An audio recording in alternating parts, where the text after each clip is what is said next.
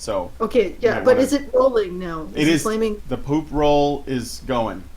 But is it on fire? It's wrapped in seaweed and it's on fire. Okay, all right. So we've got the show It's a started. poop ball wrapped in an enigma, Roll the closeted in a gay sex act. Involving black anality. Okay, yeah. All right. Involving black anality. Yes. There you go. Crossed. Checkmate, teal deer. Well, let's see how many people are actually watching this. Enough. 65.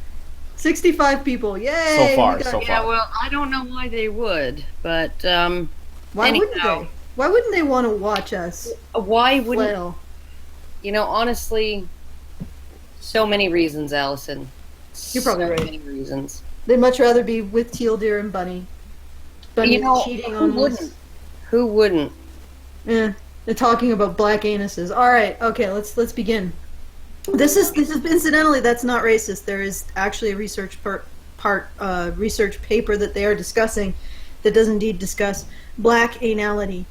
So, oh, you know what's really hilarious is there was this guy, and this was like I stumbled across this like I don't know 8 years ago or something like that on a romance novel review website, called I believe it was called. Is that so? No, it was called something bitches. Okay, guys, I know that you guys want us to give you the lawsuit update. Smart bitches who like dirty books. And this guy had actually taken a casting of his girlfriend's anus. Okay, so like a silicone cast of his girlfriend's anus, and then he was making chocolates. Okay, gourmet, high quality chocolates in the shape of his girlfriend's anus and selling them. Oh well, all kinds, right? Chocolate Okay, anus. but let's move now from the topic of chocolate anus to the topic of the lawsuit. I just came back into the party and I just heard Karen say casting of girlfriend's anus. Okay, you realize we're never going to get off this topic. If Okay, go ahead. Back Sorry. to it. Not that I have a problem. Not that there's anything wrong with that. Not that there's anything wrong with chocolate anus. I'm just suggesting that we may have run out of possible commentary on this topic. So let's move on. We also have other things to discuss. Yes, we also have other things to discuss that are not anuses made out of chocolate. Or out of human. Anus. What? That's just an anus. Like, why would you even have to say that? Like, Well, no, because you can't say that any given anus is human because my dog has an anus. yeah, but I know this because it makes noises every time she coughs. Okay, all right.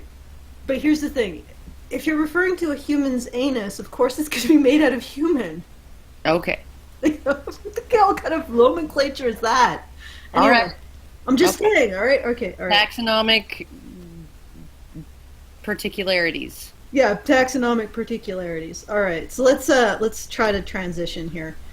I don't know what kind of segue This would is sort of this is a very blunt, forced transition. I just have to sort of force the topic into this digression. Okay. Just pack it in there, Allison. Just pack it in there. Donut-shaped digression. Just get super deep into it, Allison. Fudge. Plumb the depths, Allison. Okay, all right. So let's give the short of it.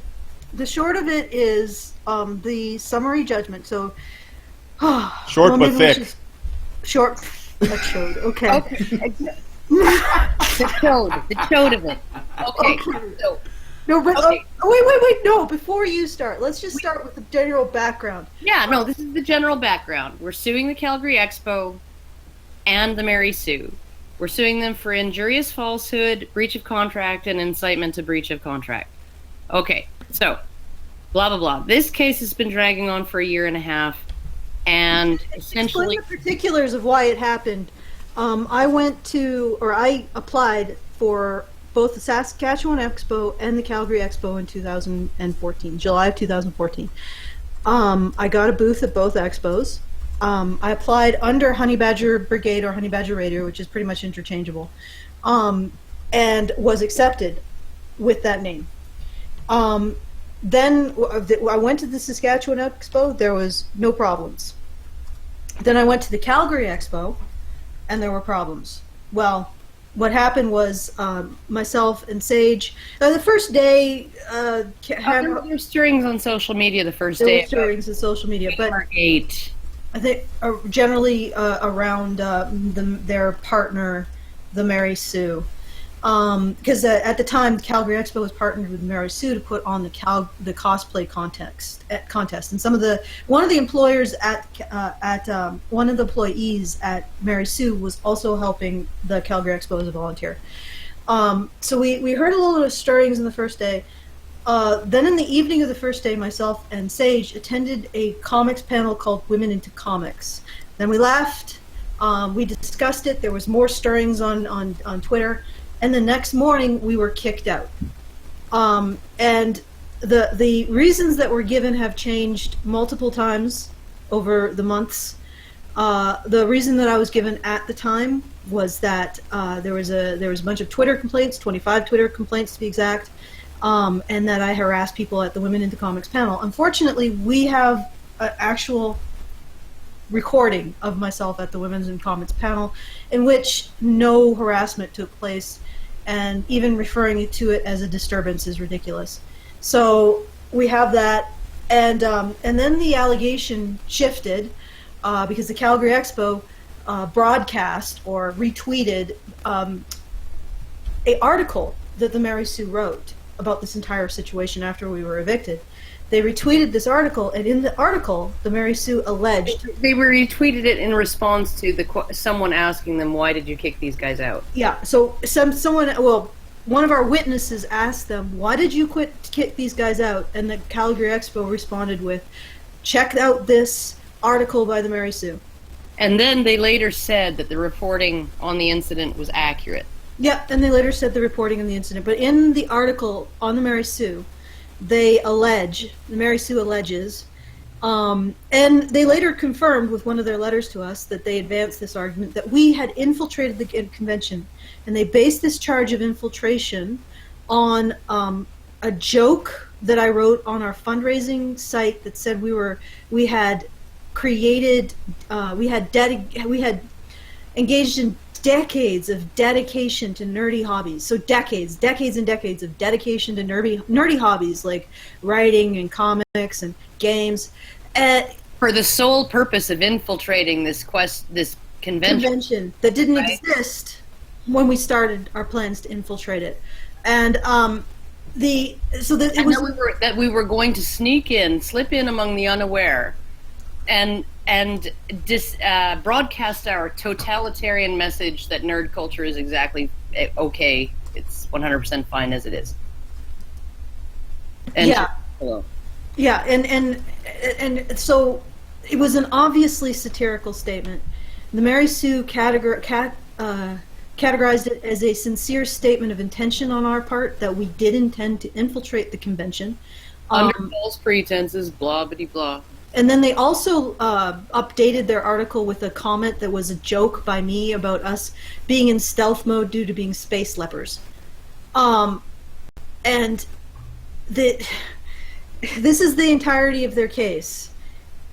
These satirical comments that allegedly reveal my state of mind to infiltrate the convention. Unfortunately for them, I have my original welcome emails inviting me to attend the Calgary and Saskatchewan Expos as Honey Badger Brigade and Honey Badger Radio. We have all of my correspondence with the Calgary Expo in which I got permission to change the name when and where I did change the name. I got an actual booth badge that says Honey Badger Brigade. I have a picture of the placard in a booth that said Honey Badger Brigade. I have a scan of the I have the program guide that says Honey Badger Brigade on it. And all of this, and we're going to get further into this because it gets even more hilarious and crazy. Yeah, but they're essentially saying overwhelming evidence. they're essentially saying that Allison lied on her exhibitor application form about who she was. She represented herself as not a honey badger, even though she intended to attend as an exhibitor as a representative of the honey badgers. But all the evidence, essentially, including evidence that they themselves have submitted, points to us having registered as honey badgers. Correctly. We have registered correctly. Oh, sorry. I might have been dealing with some mucus online. Oh, okay, whatever, it doesn't matter. Whoa. All right, so what did you just say, Brad? I just said whoa. Sounds like a sticky situation. Oh, God. It's very sticky. Well, it is very sticky because, like, we're discussing mucus laden and parts of space fallen lepers. We're space lepers. Space lepers involves a lot of mucus. Well, it we don't know whether we are Earthlings afflicted with space leprosy, aliens afflicted with Earth leprosy, or aliens afflicted with space leprosy. We're not sure exactly which of those we are, but apparently it is nasty and contagious. Oh yeah, and not only the program guide that they printed out, but if you had before they yanked our name from the actual website, our name linked to the Honey Badger Brigade website. But it gets even better, guys. Like this mountain of evidence that I did not lie about who I was. It gets even better than that, but we'll get into that. So just to give you an explanation of what a summary judgment is. A summary judgment is essentially when either there is no contest over the facts of a case, or the facts of the case don't support the law, the legal statute that you're suing under. So the Mary Sue essentially, or the Mary Sue and the Calgary Expo, who are now represented by the same lawyer, advanced this or put an application for a summary judgment.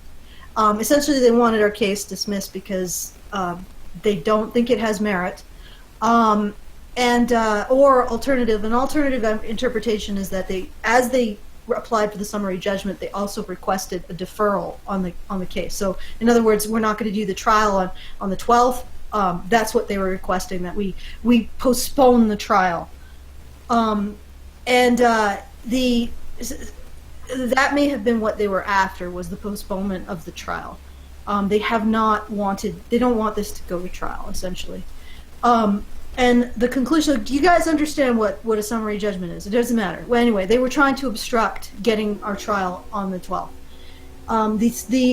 What happened today was that the motion for summary judgment was Deferred. So in other words, the motion for summary judgment was deferred to the trial date. So the trial date was upheld, which is basically what we wanted. So the trial date doesn't change. They're not going to be able to push it forward and push it forward and push it forward. So we won, really. I mean, Yeah, and right at the start of the trial, the Calgary Expo and the Mary Sue will be allowed to make their motion in the courtroom in front of the judge for summary dismissal. I don't think that they have any grounds that a judge is going to actually consider meritorious.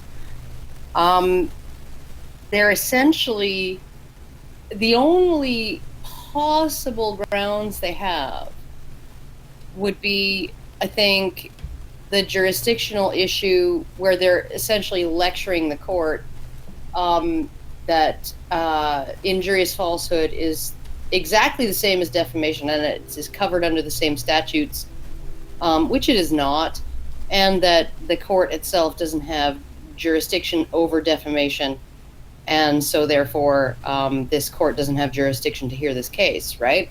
I mean, so it's essentially a lawyer lecturing to a judge, as to whether he actually has any legal right to preside over this case, and there's no merit to that either. So. Well, I mean, it's a legal argument. They're just trying to get everything they can.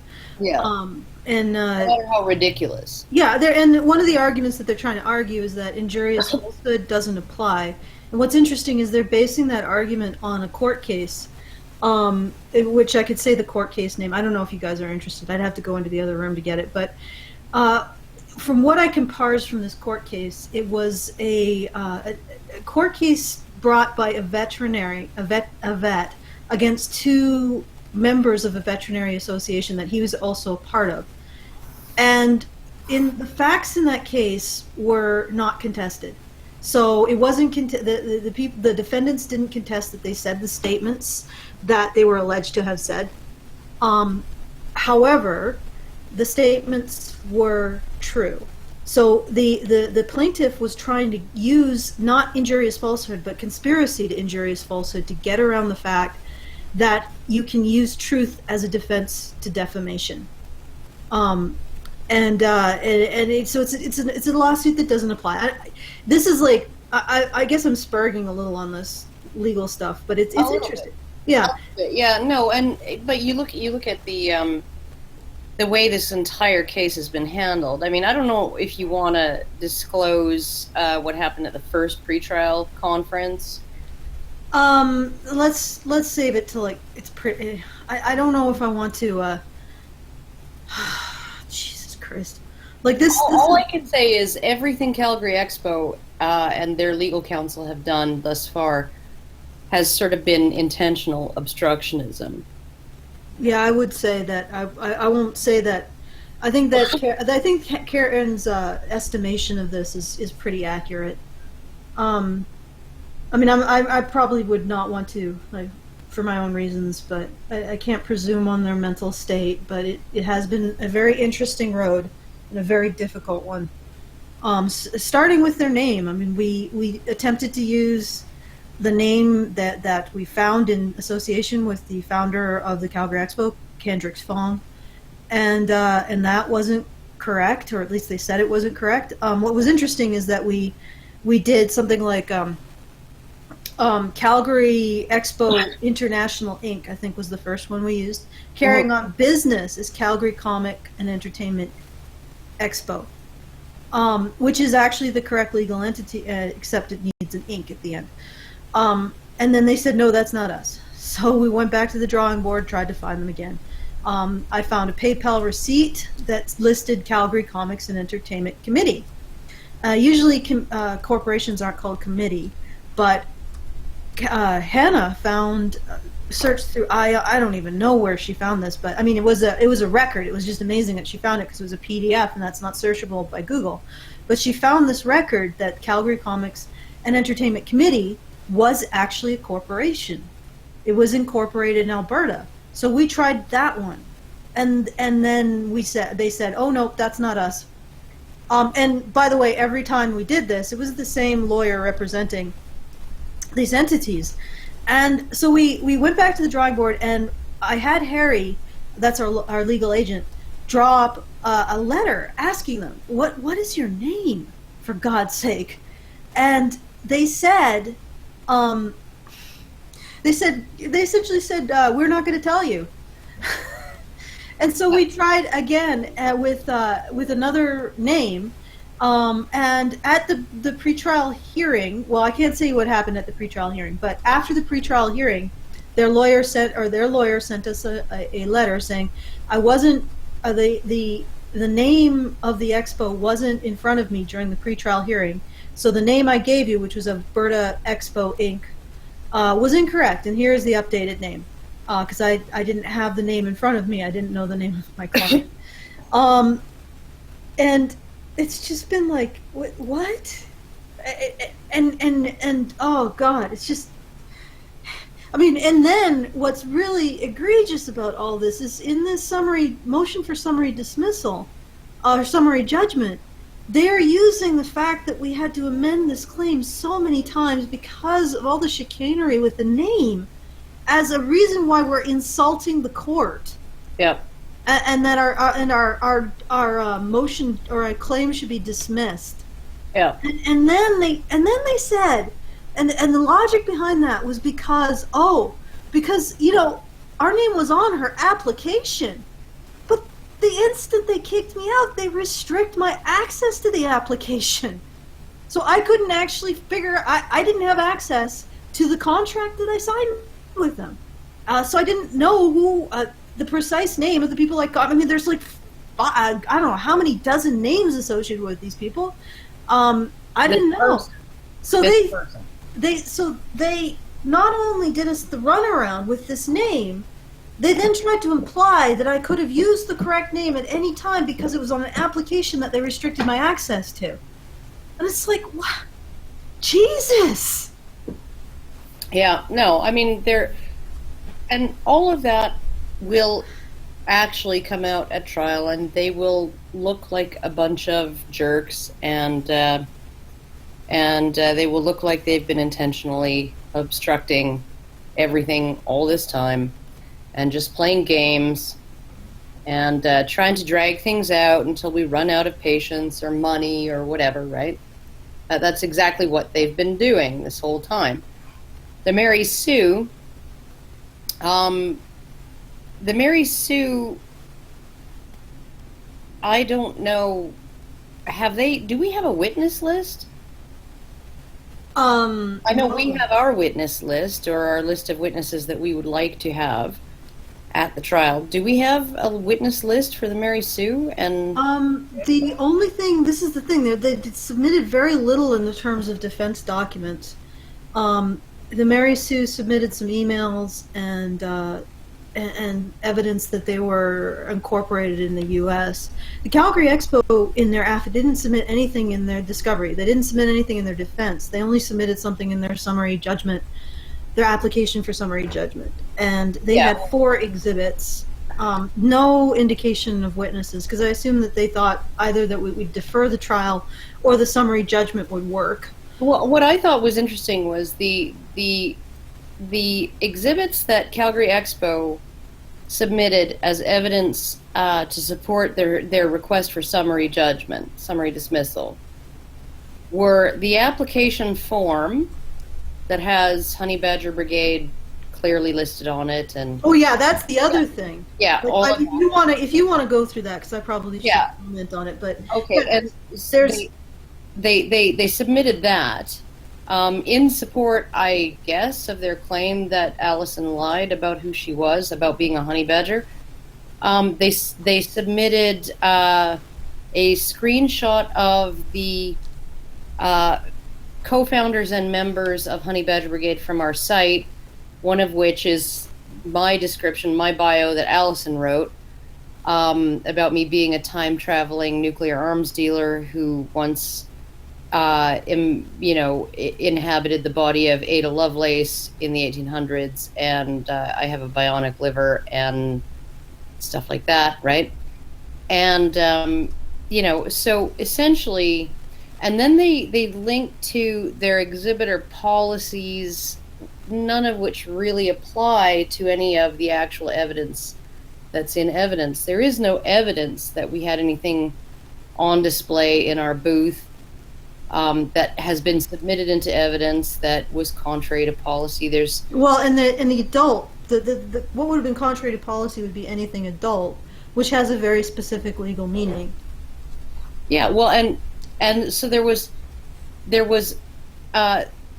they submitted their policies essentially on what you're allowed to display at your booth, which we didn't violate, and they have no evidence that we violated it, and they didn't submit any evidence that we violated it, except for what's his name, Shane Henkelman, saying this in his affidavit, right? But not submitting anything to support that. They have, and then they alleged that Allison was harassing people. Allison committed harassment and made a disruption and a disturbance at the panel. And he said that there's video evidence of this that he watched, right? But they didn't submit that video evidence into evidence. This alleged evidence would exonerate Calgary Expo of wrongdoing. But they haven't bothered to actually submit it into evidence. It's never been uploaded, despite the fact that a bunch of panels from Calgary Expo 2015 were uploaded to YouTube, to the internet for public consumption, right? This particular video that incriminates Allison and exonerates Calgary Expo has never been uploaded. It's never been made public, and Calgary Expo never entered it into evidence. And it's almost like They have nothing. Almost like, well, here's one of the interesting things. Um, in the affidavit that was sworn for the Calgary Expo, uh, the individual who swears the affidavit says that there was absolutely no way the Calgary Expo could have known who we were because I misrepresented myself on the application. Yeah. And then he submits He's literally lying in his affidavit. the application with Honey Badger Brigade on it and honeybadgerbrigade.com as the website. Yeah. And it's like, how is this? Yeah. How is this? How are you doing this? Yeah, no, like I don't know whether okay.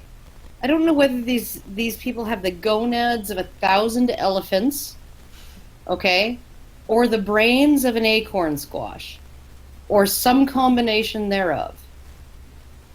Okay, because that has to be the dumbest thing that you could do would be to say under oath, right, in a sworn affidavit, she lied on her exhibitor application form.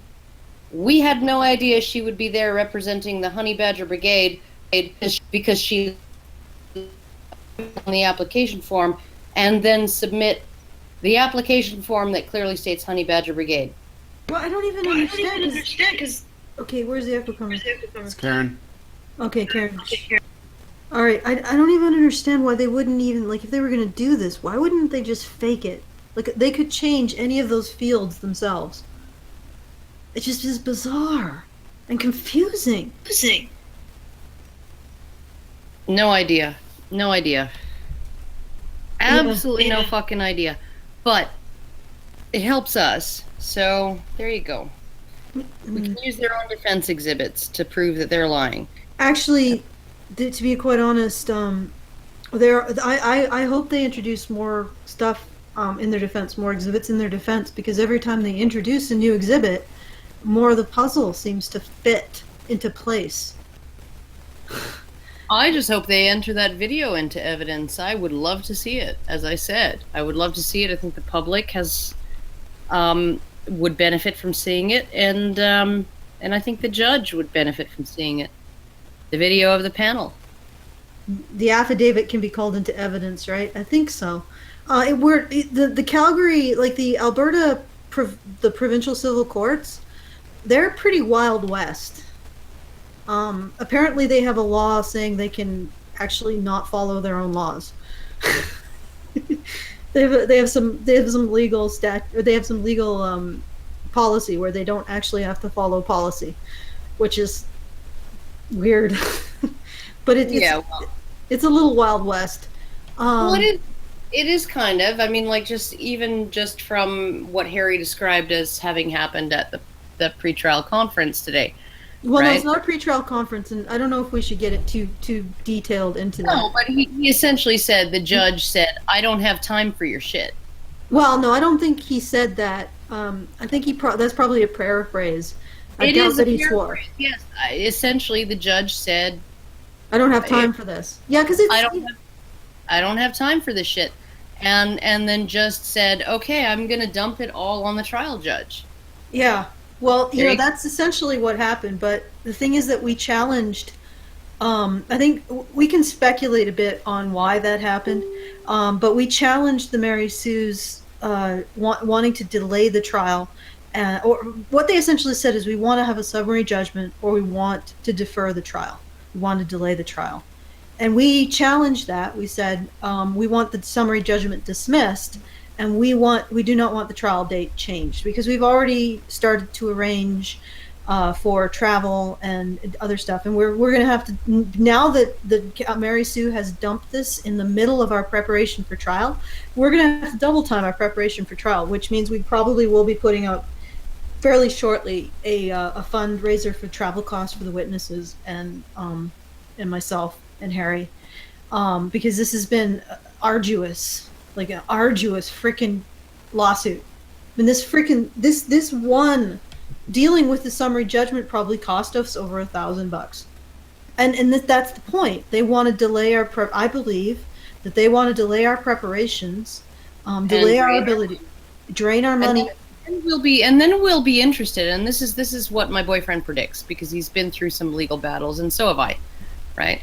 And what he predicts is that they're delaying and delaying and costing us more and more money and time and effort and all of this, right, leading up to the trial, because like most people who are in the wrong, they will be interested in settling on the courthouse steps with a non-disclosure agreement, right? So they're gonna say, okay, we're gonna settle, right? And we're gonna give you X amount of dollars. You just can't say anything about, we're not admitting to any wrongdoing, and you can't say we did anything wrong. Well, that's not going to happen. But someone said, "Is the situation looking good for you? Am I misreading the situation?" Well, we stopped them from delaying the trial, so we're having the trial January 12th. Well, we didn't just stop them from delaying the trial. We stopped them from calling off the entire case. Yeah. Well, at least the judge today. A summary dismissal. If the judge had decided in their favor, a summary dismissal would mean there will never be any trial. Yeah, it's so, but we still have to deal with the summary dismissal at the trial. But Yes. That's going to be the thing is that if we didn't make a summary dismissal, we wouldn't have made a trial anyway. We wouldn't have been able to successfully try. And when I say that, there's the situation. I can't speculate on the future, and I have to point something out. We know that the Mary Sue conspired with the Calgary Expo. Based on the evidence that I've seen, we know that this is what happened. We know that most likely the Mary Sue, or one of the representatives of the Mary Sue, advanced the notion that we were infiltrated the convention. They advanced that notion. And that we harassed the panel. And that we harassed the panel, and the Calgary Expo relied on that to kick us out. Probably because they wanted to get rid of us because the Mary Sue themselves were agitating for them to get rid of us. But knowing something and proving it are two different things. They're very different things. So you never know with a trial. Like we got lots and lots of evidence that they had lied, that they engaged in malicious falsehood. But you never know what will happen at trial. You never know what you will be able to prove. Because, like I said, knowing something and proving something are two different things. It's much, much, much harder. Like, we can present all of the evidence to you, and we can all pretty much agree that that's what happens. And most reasonable people would agree that that is what happened. But when you're at trial, you have to go beyond reason, beyond a reasonable person to prove your case. Well, at least beyond a reasonable doubt. So, no, not beyond a reasonable doubt. Preponderance of the evidence. Civil court is preponderance of the evidence. So that's 50% plus 1. Exactly what you have to prove when you prove rape on a college campus tribunal. Right. So if the feminists complain about that, about the fact that we need only 50% plus 1. That's all it takes to convict a young man of sexual malfeasance on a college. There we go. There we go. Yeah, so the update is we essentially, in terms of making sure the trial didn't get it delayed, we were successful. The trial's going ahead January 12th. January 12th, we were successful in not having them defer it. Or cancel it. The judge essentially said, I believe at least as relayed to me by Harry, the judge said to the representative of the Mary Sue and the Calgary Expo, get your shit together for the, not in so many words, but get your witnesses together for the trial, because the summary judgment isn't necessarily, it's not a slam dunk, it's not necessarily going to go through.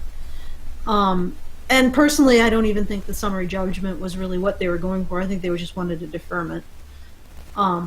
Because they just don't want to deal with this. And it's also why they've been sort of dancing around the defamation versus injurious falsehood issue. A small claims court can deal with injurious falsehood. Defamation has to go to the civil court, the Court of Queen's Bench.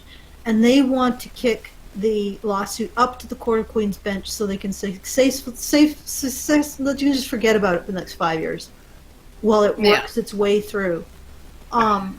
So it was really important to make sure that they didn't take away our trial date. And they didn't. They didn't get to do that. So that's a win for us. We're going to go ahead with this. Adrian Bloom, have you got a good lawyer? No, we got a good legal agent. Yeah. A lawyer. Our legal agent is one of the most famous former lawyers in Canada, and he used to take on cases for gay rights in the 1980s, and all kinds of very, very what any normal person would call social justice causes, human rights causes. He made an absolute nuisance of himself doing that. So, yeah, it's he's one of those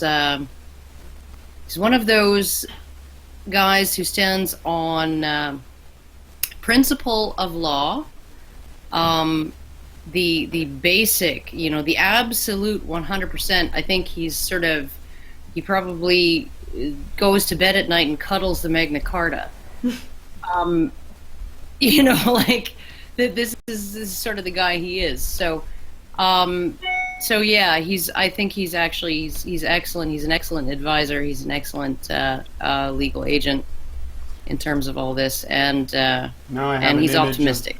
Now I have an image of a waifu pillow of the Magna Carta.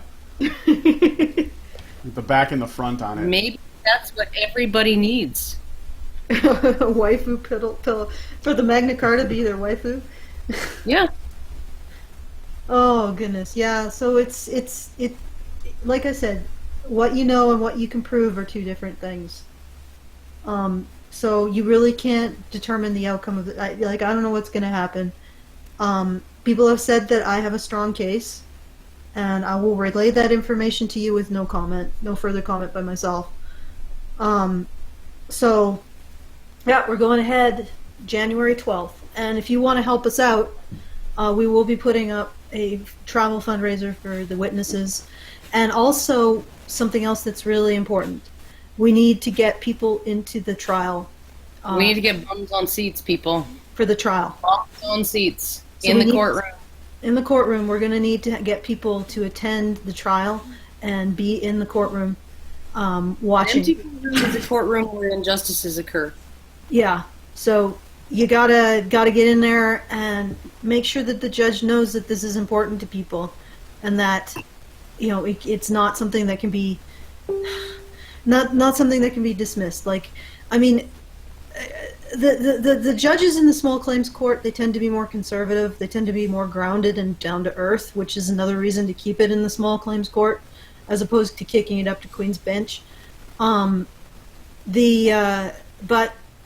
at the same time, conservative judges also tend to side more with institutions, which we are fighting an institution. So you never know. You could get a judge that maybe is bought and paid for. You could get a judge who just hates you. You could get a judge who's feeling ill and just doesn't want to deal with shit. It's a toss-up. As I said before, this is going to end up being the opinion of one person. And we are going to make sure that everybody is aware of all of the evidence in this case, everything that's public record, which it is in Canada. Legal cases are public record in Canada. We're going to make sure that you guys have everything. You need to make your own decision. And if you feel free to contact the court and make a request for the publicly available documents related to this case. If you have any questions, if you think that we're deceiving you in any way, or even if you just want to abide by the principles of due diligence, and skepticism. But we'll make sure you have all the documents. And like I said, on the 12th and the 13th, potentially, this will be the decision of one person. I think, what's interesting about this whole case is I would not have gotten to this point unless a whole bunch of people, like 800 at least, if not more, decided that there was merit to this case and that an injustice had been done. So in that court, we won. We've already won. We've gotten to this point. We've got our trial. We've got the opportunity to tell our story for the first time in an official capacity outside of, well, I don't know if you can really consider Honey Badger Radio an official capacity, considering that we're space lepers. Let's put it that way. Considering that we started this conversation talking about black anuses. Chocolate anuses. Well, I mean, Yeah. I'm here, so it's pretty legit. Yeah, we were coming back from, coming down from the incredible intellectual rigor that the paper that Teal Deer and Bunny were going through. So I can understand how that stuff sort of sticks with you, and you just got to talk about it till the stink goes away. Yeah. And, so there's things that you guys can do to help us. At this point in time, what we're going to have to do is we're going to have to start preparing for the trial. Luckily, preparing for the affidavit was also sort of preparing for the trial, so we're not too much out on that score. But it's still, or preparing for the summary judgment was sort of like preparing for a mini trial, so like we haven't lost too much time. But like I said, I think that they did this intentionally. They held off on doing the summary judgment. Even though they've known about this trial since June, they held off from doing the summary judgment till now, the last minute. And and even if you look at it, the first document, the first affidavit was sworn November 1st, right? And the same lawyer is apparently now representing both parties, and he didn't swear the second affidavit, or the second affidavit wasn't sworn until November 23rd, and then they waited till November 28th to actually file their applications, right? That's like a whole month of, essentially knowing you're going to file this application and then filing it at essentially the very last minute, 2 weeks before and essentially saying, we are applying to have these affidavits read and this application dealt with at this pretrial conference, right? Filing it in that manner 2 weeks before the actual pretrial conference. So they took well over a month, I'm sure, because it took more than a day or two or three for Shane Henkelman's affidavit to be written and then sworn, right? And they took more than a month, right? And waited then another week, right, to write essentially one paragraph requesting a summary dismissal or a deferral of the court date. They got it in at the absolute last moment. I mean, they were obviously waiting for absolute last moment to get it in. Yeah, to have us scrambling to construct a defense to that in time and be able to swear it, and file it in time, right? Mm-hmm. So, I mean, they've just been absolute, just really obstructionist. I will refrain from using bad words. The terms that you want to use. Well, but it's fairly obvious that they waited to the last moment, because it was literally the last moment that they could file a summary dismissal. Well, and one thing too, I wanted to bring up too, because there is a reason. When you list your company with the federal government, when you actually register a corporation with the federal government of Canada, that is very publicly accessible information that is available through an online search. Anybody can search a listing of federally registered companies. And the way we found the first company that we were going to sue was we found out, we did a Who's It's or whatever the fuck thing for the Calgary Expo's official website. We found out the person who owned it. We did a search on that name, and there was one Kendricks Fung in all of North America, and that Kendricks Fung resides in Calgary and is well known in media articles as being the founder of Calgary Expo, right? So we found a company called Calgary Expo International Inc. It was owned by Kendricks Fung, who is the only Kendricks Fung in North America, who lives in Calgary and owns the Calgary Expo website. Okay, so that's who we sued. right? Now, he's got a whole bunch of other corporations that he has registered through Alberta. And Alberta's corporate registry is not available for free to anybody who just wants to search it online, right? In order to get that information, you have to go and search. You have to go to a government registry, the place where you get your driver's license and your photo ID and all kinds of other stuff, right? And you have to pay them to do a search of any corporations listed through the Alberta government.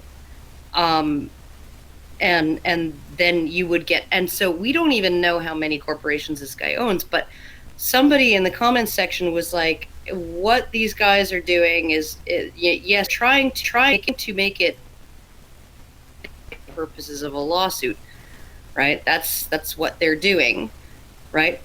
But having a bunch of very similarly named corporations, why people generally do that is so that they can use one corporate entity to conduct business, and then if they actually get sued, then they just start dumping the assets from that business into one of the other businesses, and then when the lawsuit is decided against them, they can declare themselves impecunious, say, oh, well, we can't pay it, declare bankruptcy, and that's that. Yeah, it's all kinds of way to be a total dick about this. And that's the only real reason to have a whole bunch of virtually identically named corporations all registered through different freaking governmental registries, right? That could all be assumed to be representing a given business operation. Ugh. I mean, you have Honey Badger Radio. How many corporations do you have registered through Honey Badger Radio, Allison? Well, I only have Honey Badger Brigade because Honey Badger Brigade puts on Honey Badger Radio. And Yeah, okay. interestingly enough, it also publishes Xenosporo, but yeah, I just have the one. You have Honey Badger Brigade. It does everything that you do, right? And if it gets sued, then Honey Badger Brigade is going to be held responsible. Yeah. Yeah, you don't have 6 other freaking Honey Badger Radio, Honey Badger Events, Honey Badger Concerns, Honey Badger Orgy, Honey Badger Blacking Melody. Instead, though, we Honey have Badger Black Uses. instead we have shows that whose names don't make sense. Instead. Yeah, well, but I mean, like but you could have. Yeah, we're not concerned about. We're not concerned about Honey Badger Brigade being sued, but we're deeply concerned about people being able to identify our shows. Because if they could, then something. What would happen? What would happen? This is the whole thing is about challenging your mind. We do it from the moment we come up with the titles. So this is fun. It's like a puzzle from the word go. Yeah, exactly. This is really, Honey Badger Brigade, Honey Badger Radio. People think it's about men's rights. They think it's about free speech. They think about its journalistic ethics. Think about whatever else the fuck we talk about, gender dynamics, being weird, whatever. No. Honey Badger Radio was never about any of that shit. It was really just. Oh shit! I'm not gonna say anything because then I'll get I'll get evicted from YouTube. You infiltrated YouTube. Can you sense the sarcasm? That's all I'm gonna put. It's about black anuses, Allison. Admit it.